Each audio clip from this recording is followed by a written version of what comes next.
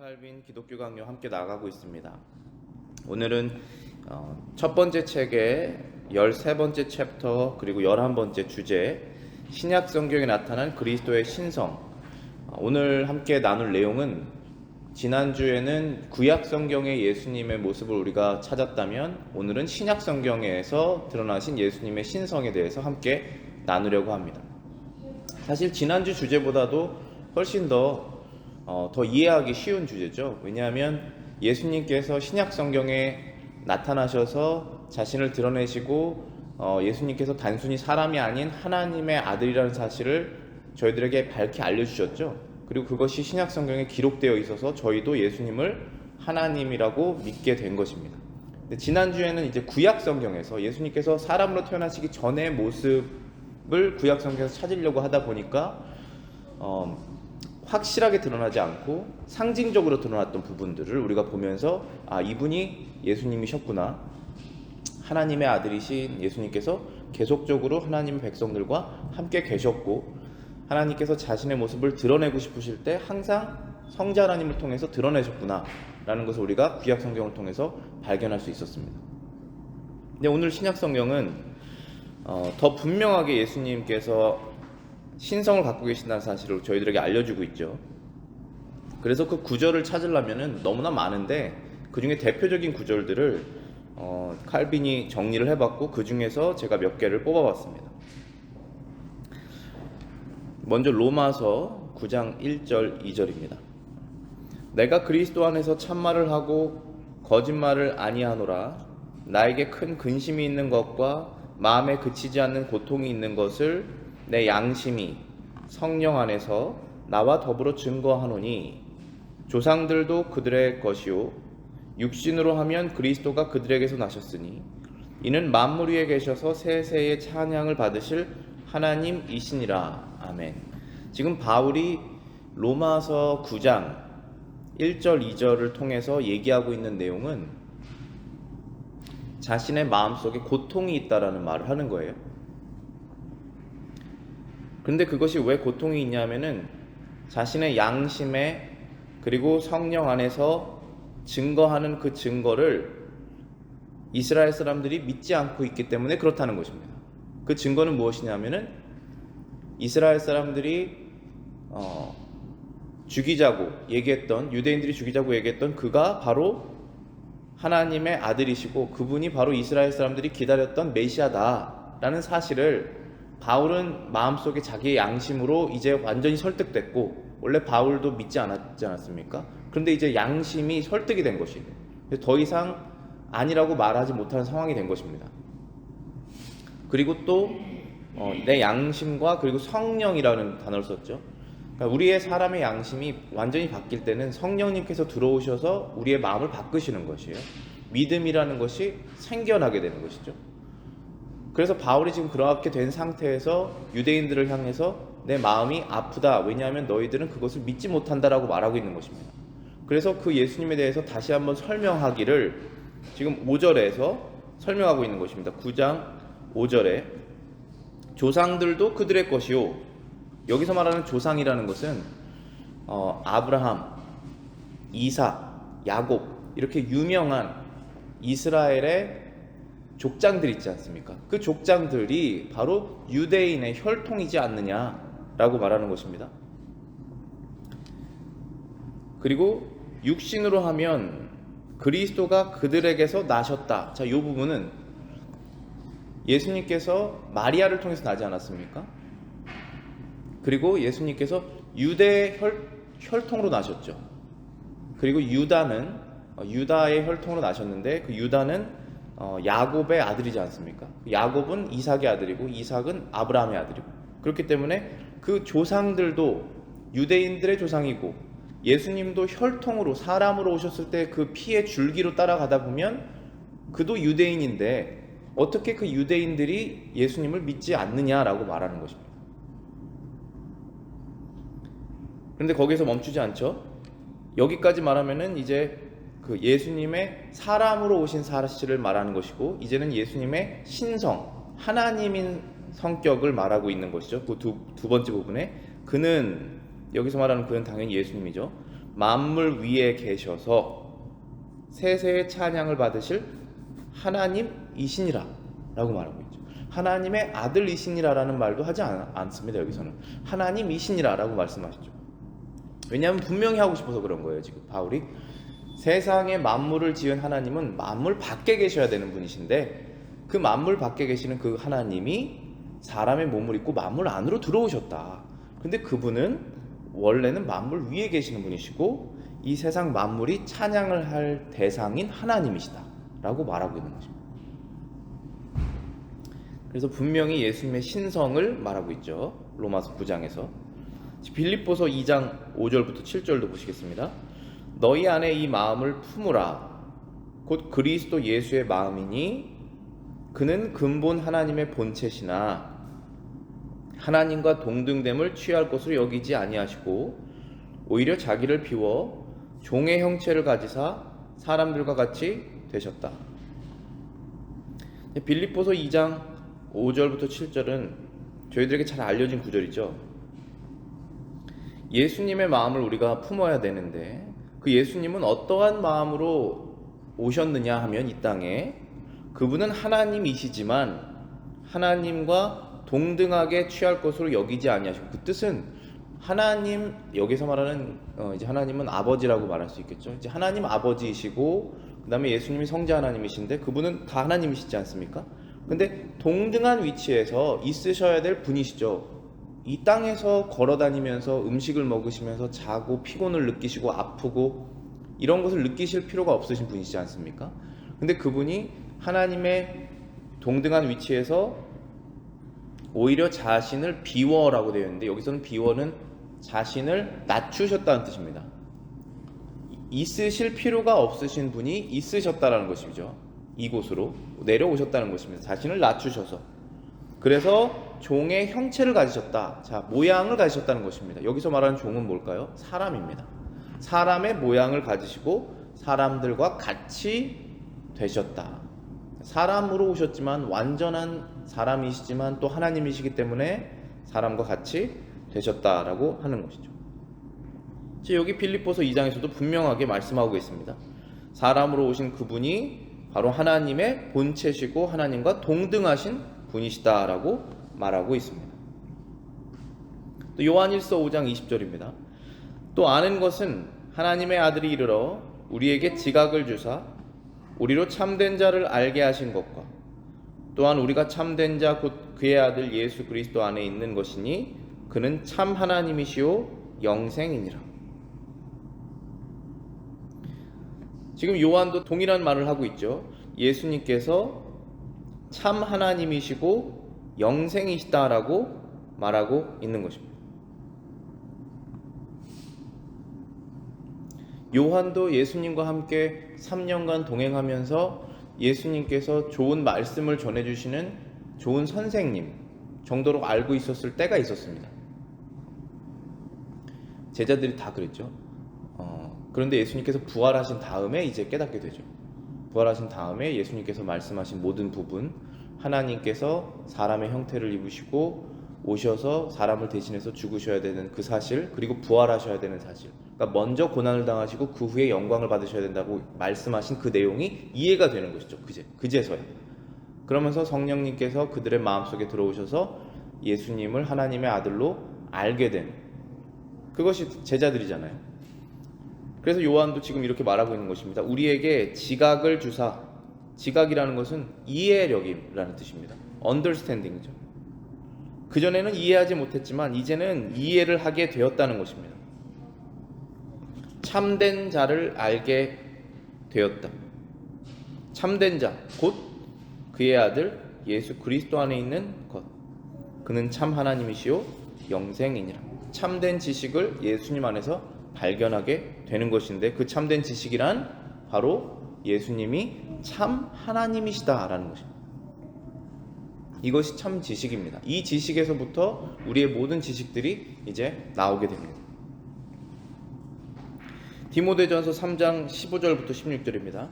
만일 내가 지체하면 너로 하여금 하나님의 집에서 어떻게 행하여야 할지를 알게 하려 함이니 이 집은 살아계신 하나님의 교회요 진리의 기둥과 터니라. 크도다 경건의 비밀이여 그렇지 않다 하는 이 없도다.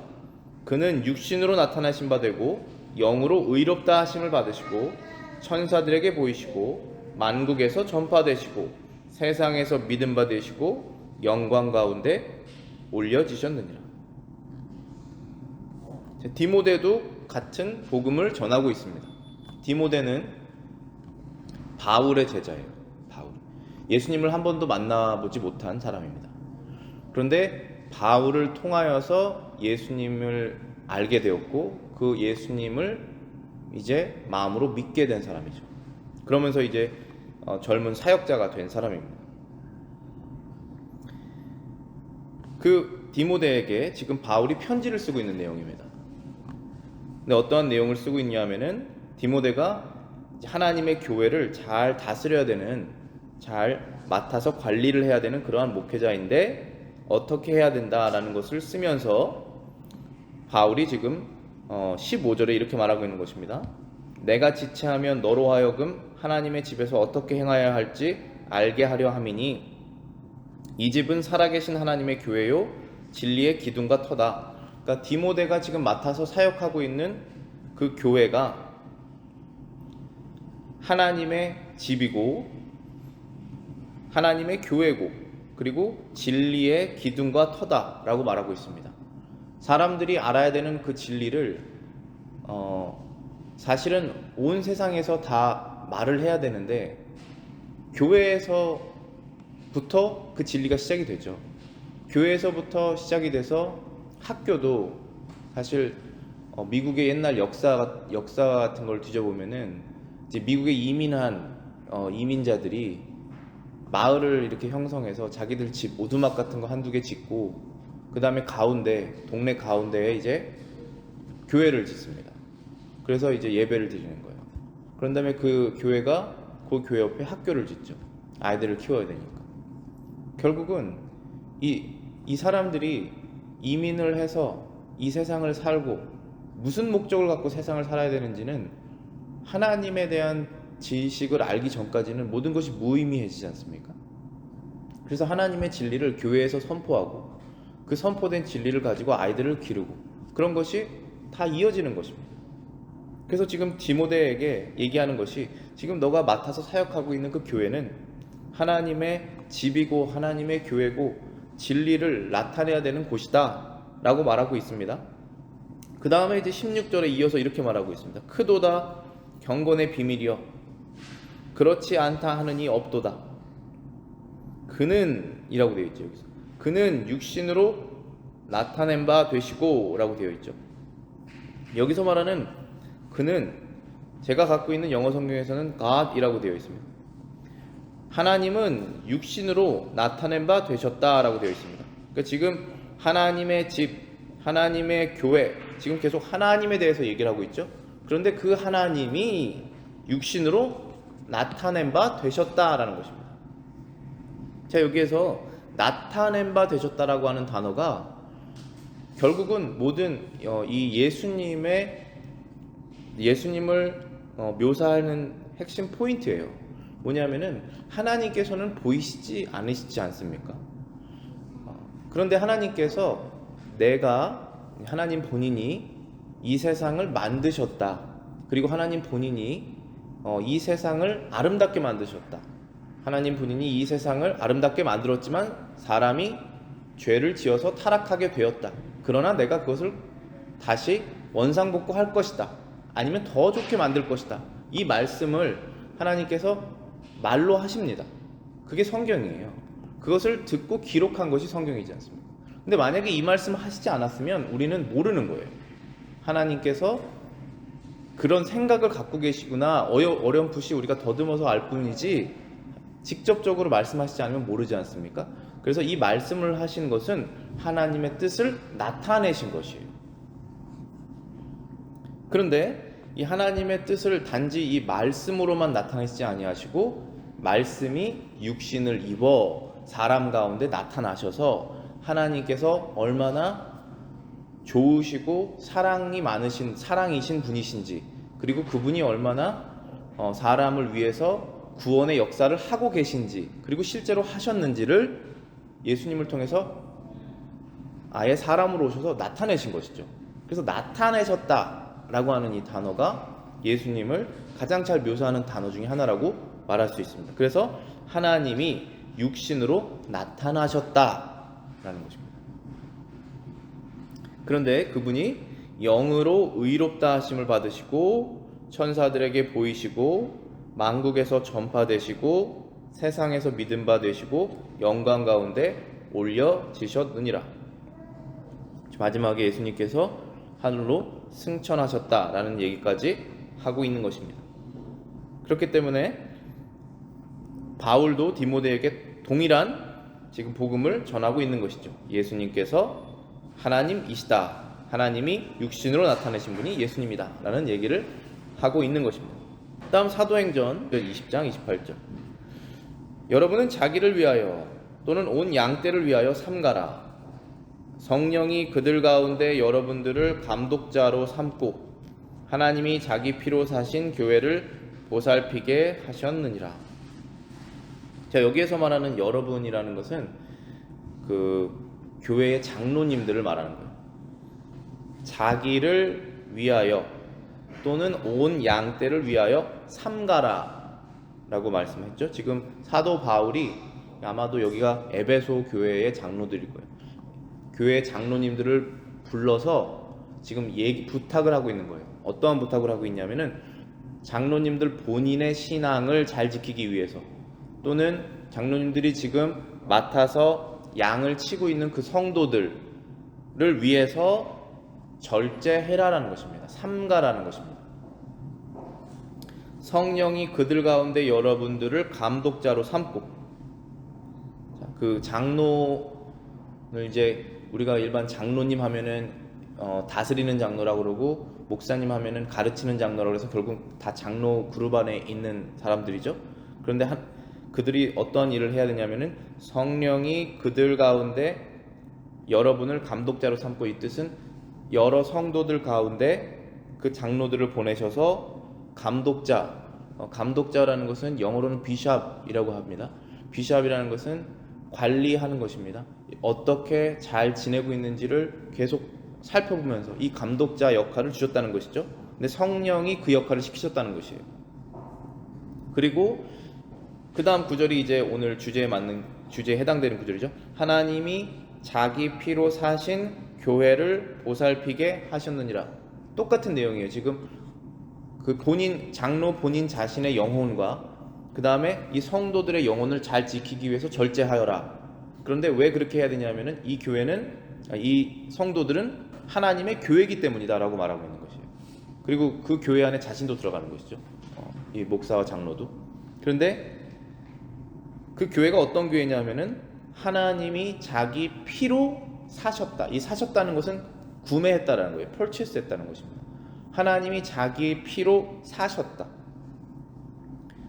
우리가 하나님의 백성이 되려면 대가를 지불하고 백성이 되어야 됩니다. 그 뜻은 우리가 지은 죄를 다 탕감받고 죄가 씻어진 다음에 깨끗한 상태로 그 그룹에 들어와야 되는 것이죠. 그런데 우리가 아무도 깨끗한 사람이 없지 않습니까?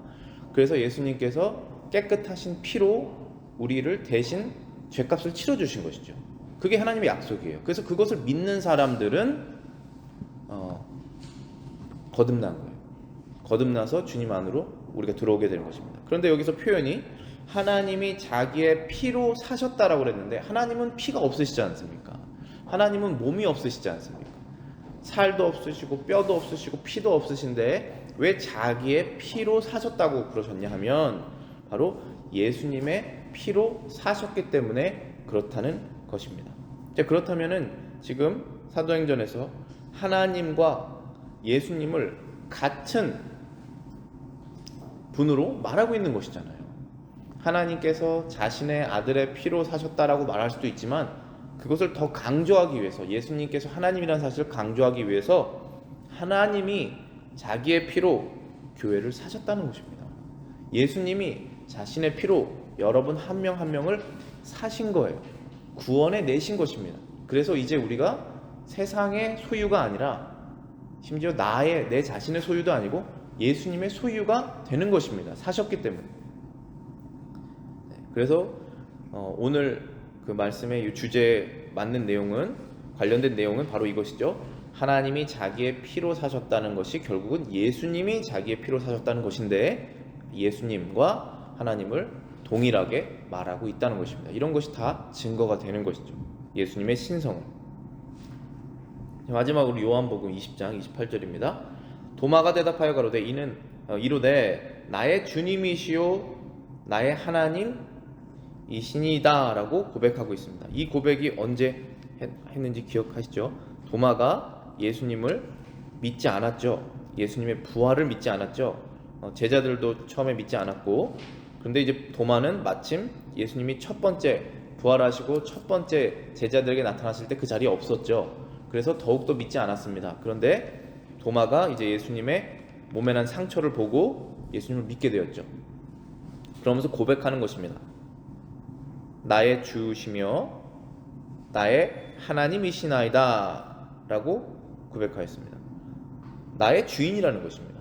나의 주인이십니다. 예수님은 나의 주인이십니다. 그 전까지는 선생님 정도로 생각하고 있었습니다. 선생님이 여러분의 주인이 아니시죠. 선생님은 여러분을 가이드 하실 수는 있지만 여러분의 주인은 아닙니다. 선생님이 시키는 대로 살지 않죠.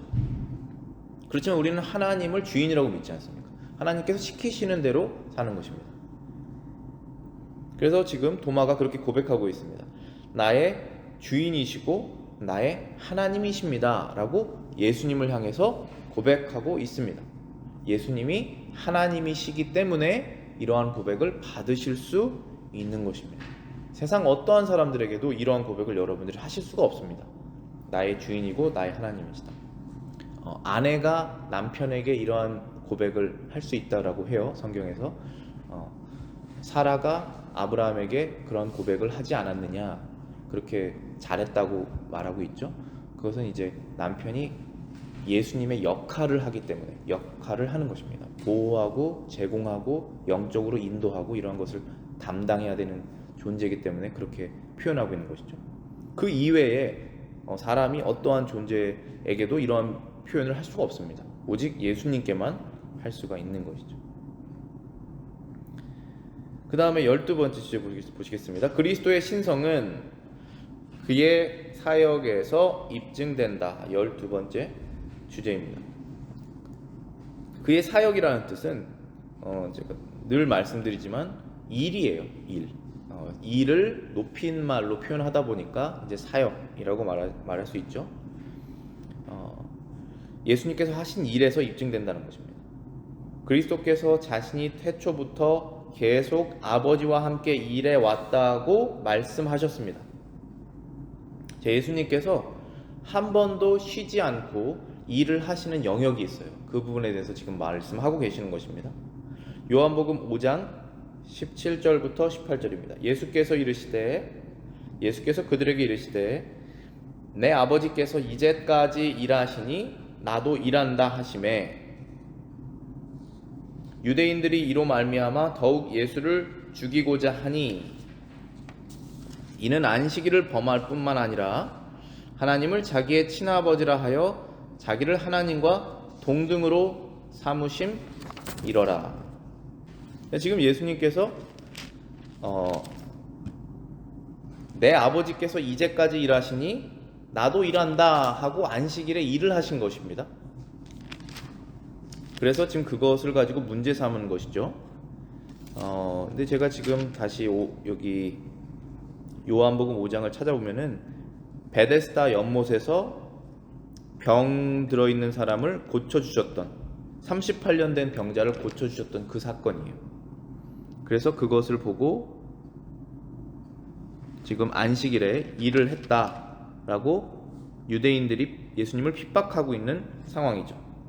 그런데 예수님께서 내 아버지께서 이제까지 일하시니 나도 일한다 라고 얘기를 하셨죠. 근데 이것은 안식일에 세상 일을 우리가 하지 않죠. 그런데 안식일에 해야 되는 일이 있습니다. 그것은 무엇이냐면은 사람을 살리는 일이에요. 영혼을 살리는 일이죠.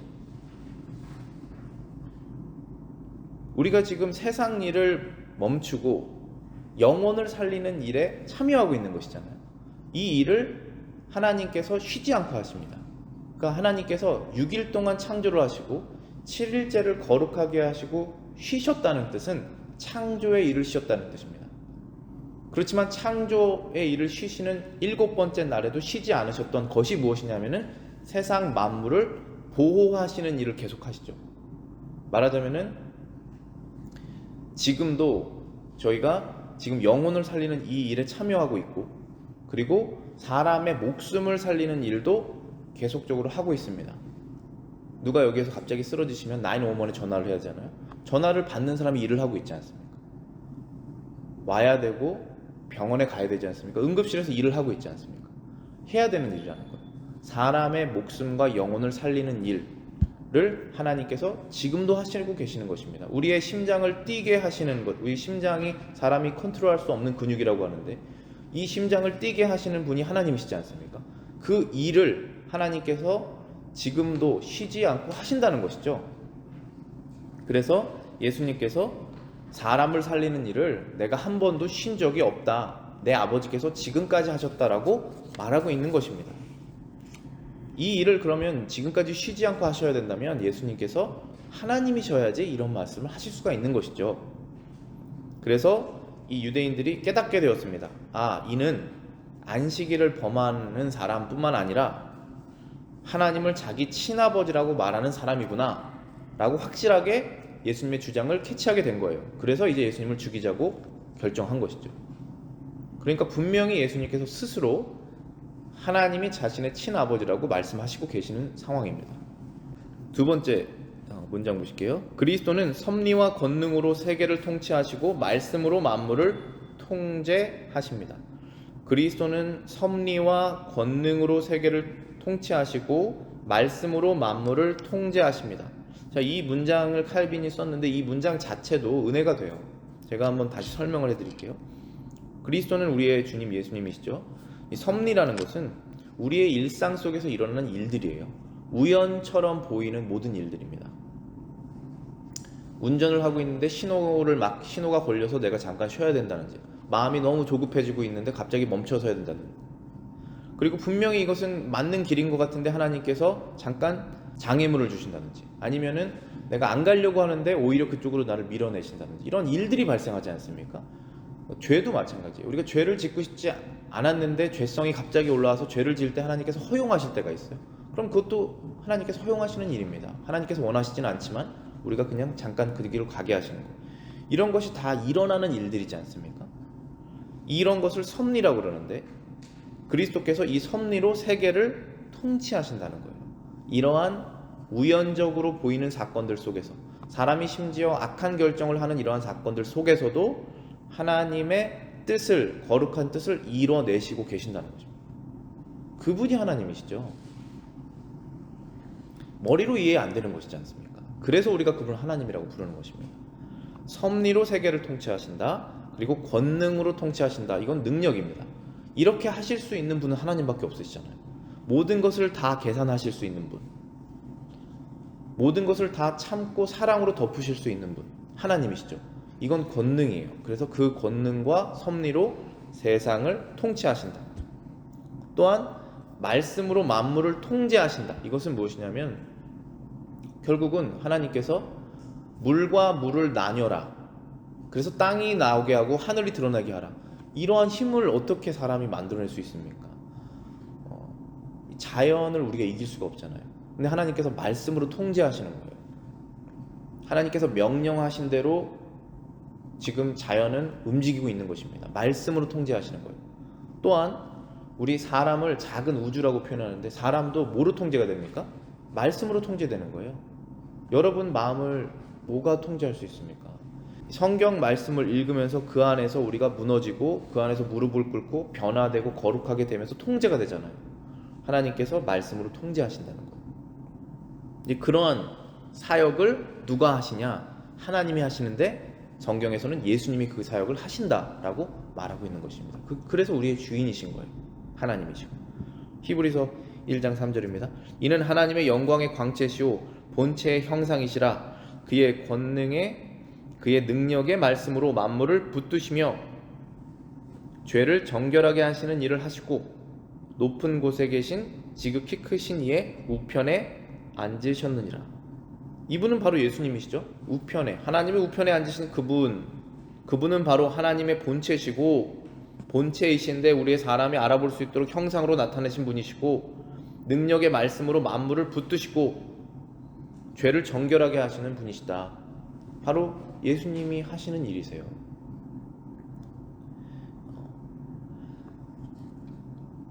다음 문장입니다. 그리스도께서는 사람의 죄를 사해 주시는 행정권을 가지고 계신 것뿐만 아니라 실제적인 권한도 가지고 계십니다. 또한 그리스도는 사람의 마음에 감춰진 생각을 살피고 통찰하십니다. 이러한 일들은 하나님만이 하실 수 있는 일입니다. 자, 여기에서 말씀하시는 내용은 예수님께서 죄를 사해 주시는 일, 그 사역을 하셨다라는 것이죠. 죄를 사해 주시는 일은 오직 하나님만 하실 수 있는 일이죠. 그런데 그 일을 예수님께서 하셨다면 이분은 하나님이시구나라고 우리가 알아야 된다라고 하는 것입니다. 왜냐하면 죄를 사하여 준다는 것은 오직 죄를 심판할 수 있는 사람만 할 수 있는 것이지 않습니까? 그래서 그 역할은 하나님만 하실 수 있기 때문에 그렇다는 것입니다. 마태복음 9장 2절부터 6절입니다.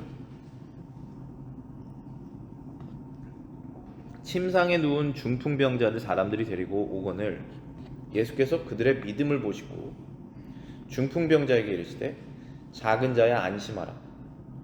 내 죄가 사함을 받았느니라. 어떤 서기관들이 속으로 이르되 이 사람이 신성을 모독하도다. 예수께서 그 생각을 아시고 이르시되 너희가 어찌하여 마음에 악한 생각을 하느냐.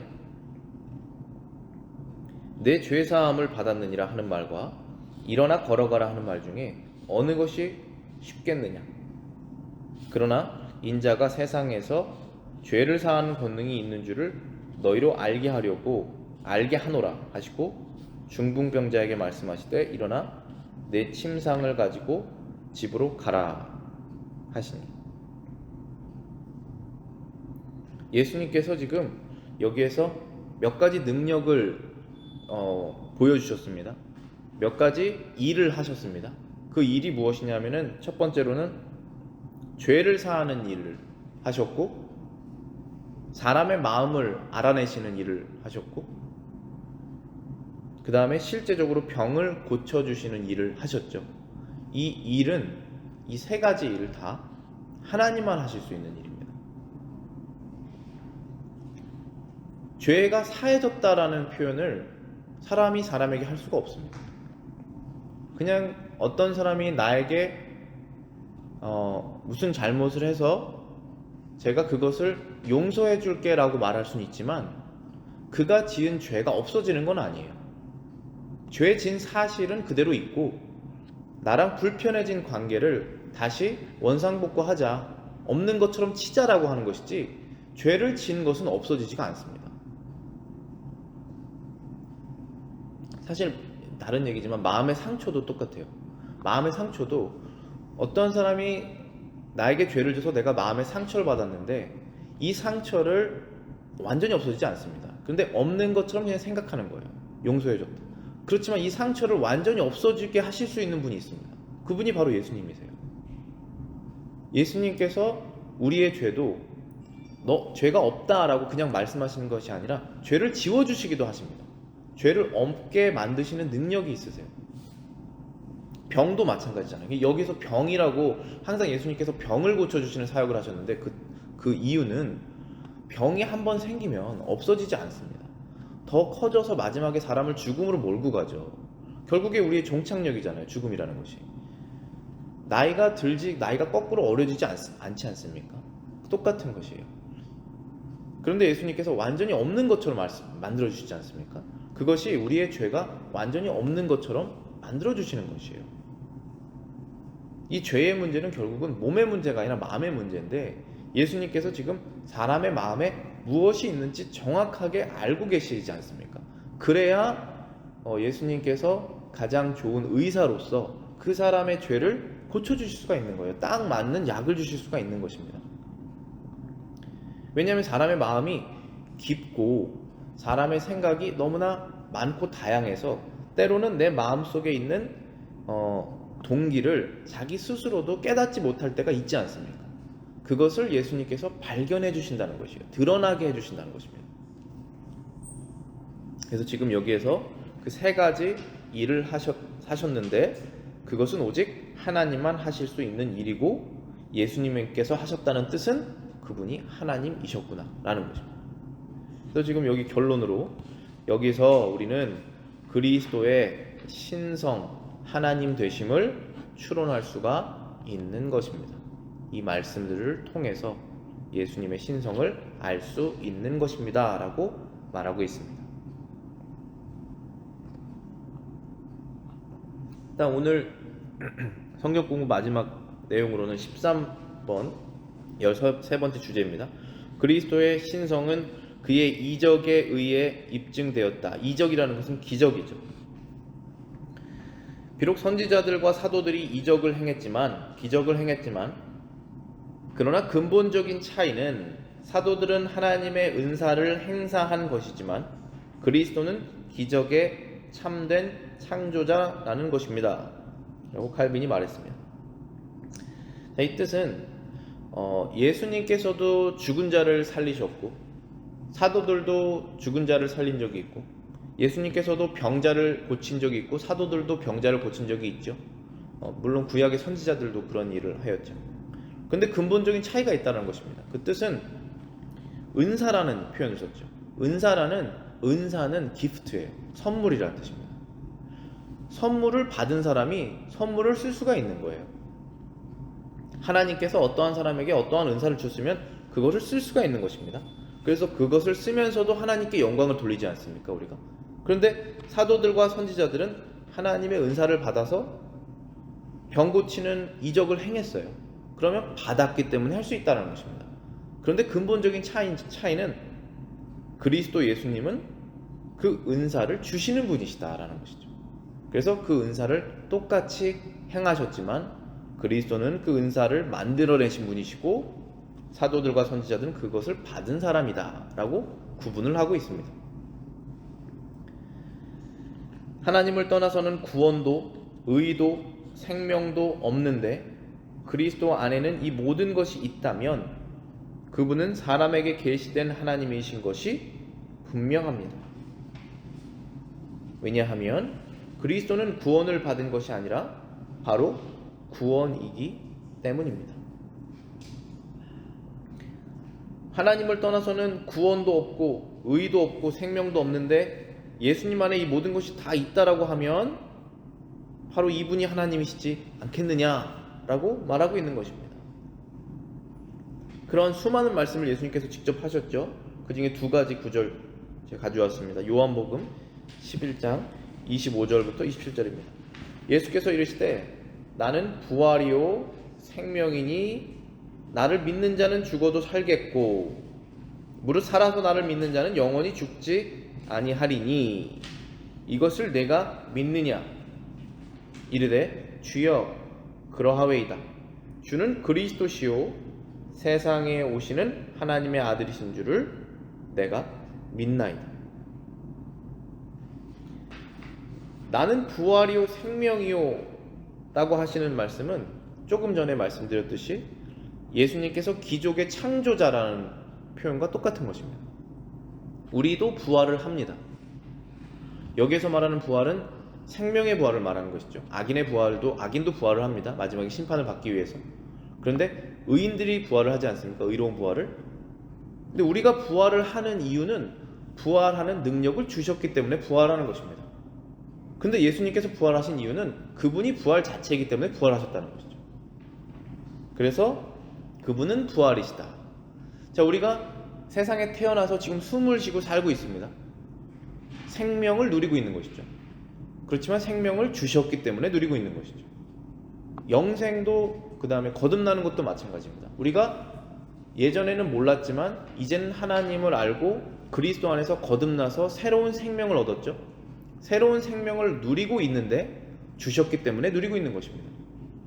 근데 예수님께서는 스스로 나는 부활이고 나는 생명이다 라고 말씀하시고 계신데 이것은 바로 하나님이시지 않겠느냐 라고 말하고 있는 것이죠. 마지막으로 요한복음 6장 47절부터 48절입니다.